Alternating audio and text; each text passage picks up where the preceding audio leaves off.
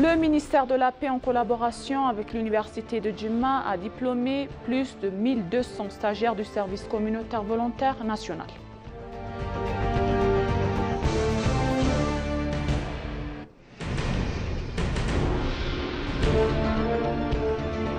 Une équipe de médecins turcs a réalisé avec succès 3 transplantations rénales à l'hôpital réalisé Saint-Paul.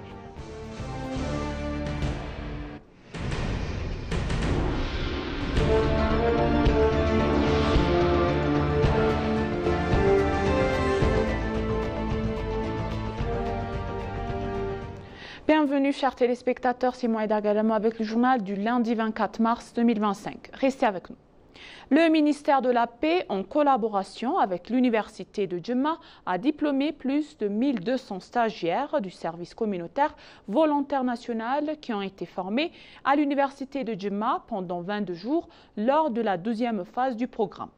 S'adressant à la cérémonie de remise des diplômes, le vice-président du comité permanent des relations étrangères et des affaires de paix de la Chambre des représentants du peuple, Fatih Madi, a déclaré que le programme du service communautaire de jeunes volontaires, lancé sous le thème « Le vertu pour la solidarité », a grandement contribué à accroître l'amour du pays et du peuple parmi les jeunes en transférant les valeurs et les principes éthiopiens à la jeune génération et en éliminant les divisions et les coupants soupçons fondés sur la race, l'ethnicité, la religion et d'autres identifiés.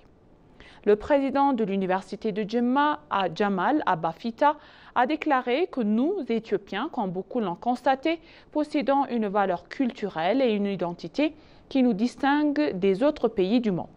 Le ministère de la Paix nous a inscrits en outre et rempli notre responsabilité de notre devoir civique et vous ont été confiés de notre pays sans aucune perte de corps avec tout votre cœur éthiopien.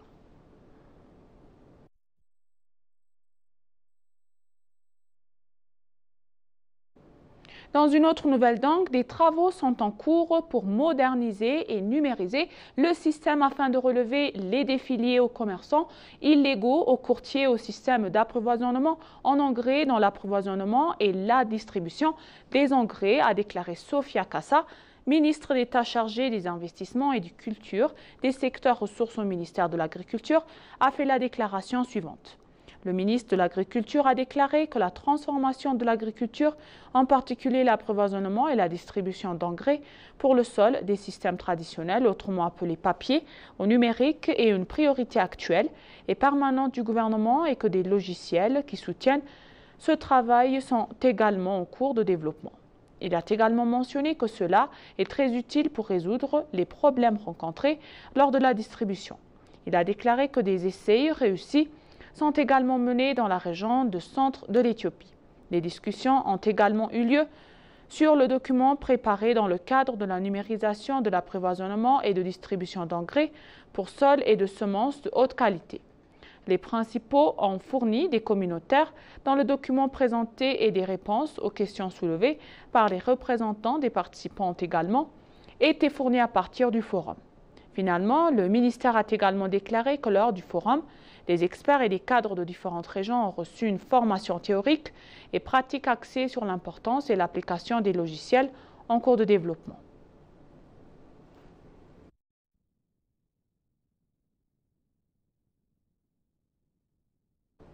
Une équipe de médecins turcs a réalisé avec succès 3 transplantations rénales à l'hôpital spécialisé appelé Saint-Paul. Le ministère de la Santé, Madame Dr Mekdes Daba, a remercié l'équipe de professionnels de la santé pour le greffe de rein.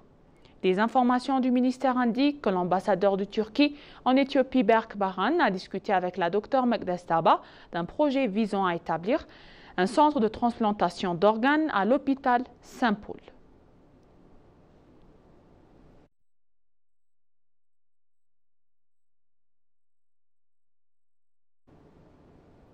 Le ministère de l'Agriculture a annoncé son engagement à privilégier l'agriculture numérique et prévoit de commencer la test transforme du plateforme éthiopien des semences plus tard cette année.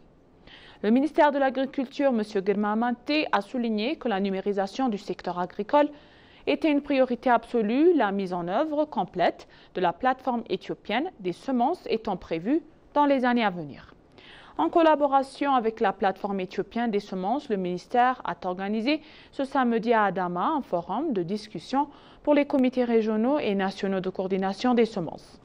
Dans son discours d'ouverture, le ministre a reconnu l'objectif ambitieux fixé l'année dernière de doubler la production de semences améliorées de 1 à 2 millions quintaux. Il a toutefois souligné que cette augmentation a elle à seule été insuffisante pour répondre à la demande croissante.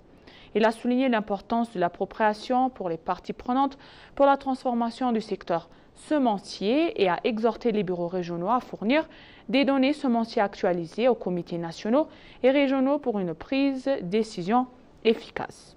Il a souligné et également encouragé les participants à participer activement aux décisions et discussions avec collaboration pour de meilleurs résultats.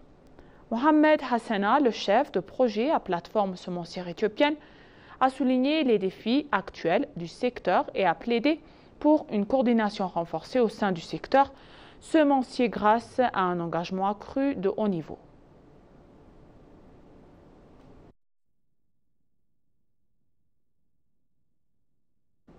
Le deuxième Festival des arts et de la culture d'Afrique de l'Est, organisé sous le thème Arts et culture pour la connectivité régionale au cours des 4 derniers jours au New International Convention Center, s'est conclu avec un grand succès.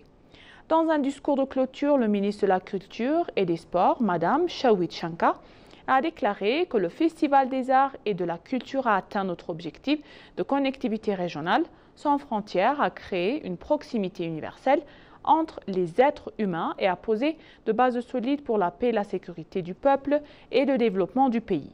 La ministre a déclaré que le festival était plus qu'un simple festival et il nous encourage également à travailler ensemble, à coopérer et rester unis. Selon le ministère de la Culture et des Sports, les pays d'Afrique de l'Est ont échangé leur expérience lors du Festival des arts et de la culture et ont présenté leurs produits et services culturels pour un bénéfice mutuel. Des délégations culturelles et des ministres d'Éthiopie, du Djibouti, de Somalie, du Soudan du Sud, du Rwanda, d'Ouganda, de Tanzanie et de la République démocratique du Congo et du Burundi ont participé au festival. Finalement, des certificats d'appréciation ont également été remis aux pays participants et parties prenantes.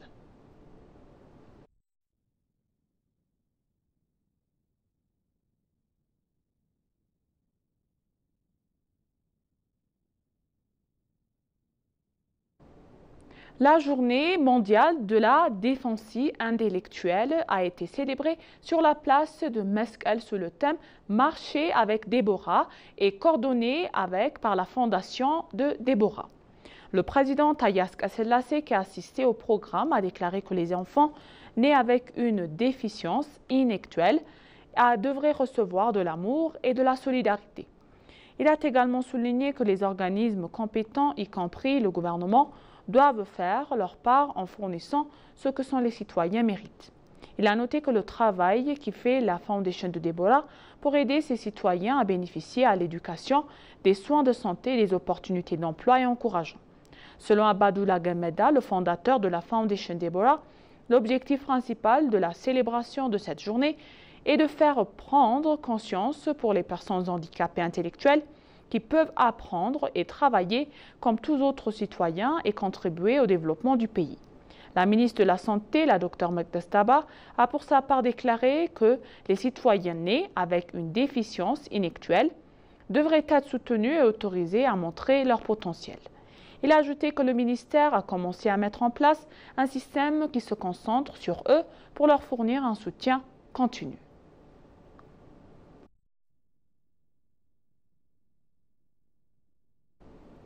Et pour conclure le journal, donc, l'Éthiopie a terminé première en Afrique au 20e championnat du monde d'athlétisme en salle. Elle a été classée 3e au monde. L'Éthiopie a terminé la compétition avec 5 médailles lors des 20e championnats du monde d'athlétisme en salle qui se sont tenus à Nanjing en Chine. L'Éthiopie a remporté 2 médailles d'or et 3 médailles d'argent lors de la compétition.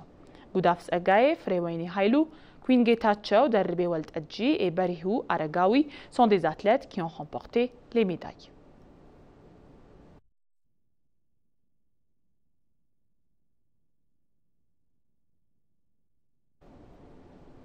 Et maintenant, chers téléspectateurs, je vous rappelle les titres principaux. Le ministère de la Paix, en collaboration avec l'Université de Jemma, a diplômé plus de 1200 stagiaires au service communautaire volontaire national.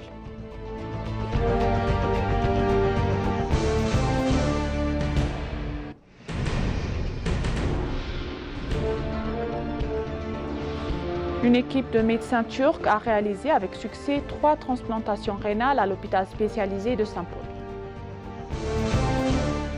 Merci chers téléspectateurs, ainsi s'achève le journal d'aujourd'hui. C'était Moïda Gadamo et je vous souhaite une bonne journée.